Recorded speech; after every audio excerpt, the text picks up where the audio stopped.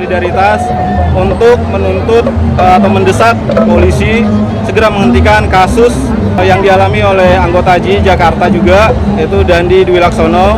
Karena kita merasa bahwa apa yang dilakukan terhadap Dandi ini sangat jauh dari apa yang kita harapkan dari demokrasi kita.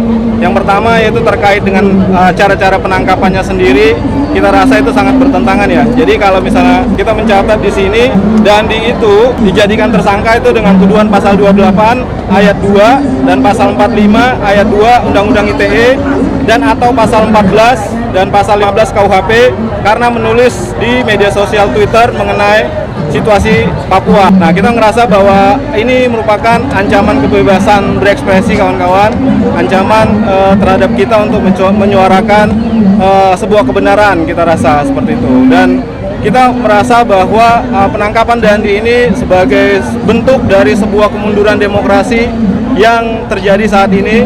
Karena itu kita melakukan aksi yang disebut jalan mundur.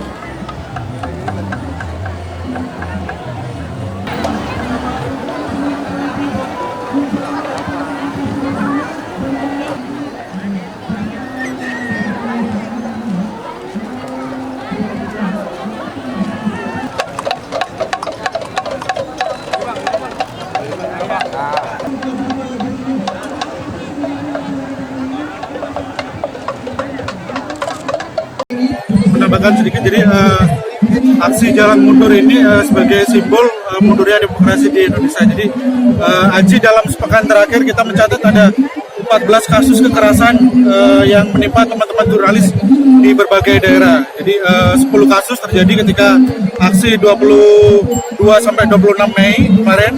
Tapi kita juga mencatat ada kriminalisasi terhadap Dandi, kemudian teror-teror di ke teman-teman jurnalis. Salah satunya di Papua, di Jayapura, itu ada koresponden Jakarta Post yang rumahnya digeledah hanya untuk mencari jurnalis yang lain. Jadi ini kita menilai sebagai bentuk teror. Nah, kita mendesak kepolisian untuk menghentikan semua teror dan kriminalisasi terhadap jurnalis.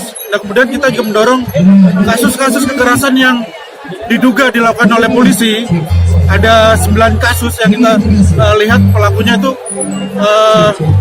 diduga dari kepolisian. Nah, kita berharap pihak kepolisian mengusut kasus ini tanpa ada laporan pun itu harus diusut, karena kasus kekerasan terhadap jurnalis ini bukan delik aduan. Jadi teman-teman dari kepolisian bisa langsung mengusut tanpa ada laporan dari jurnalis yang menjadi korban.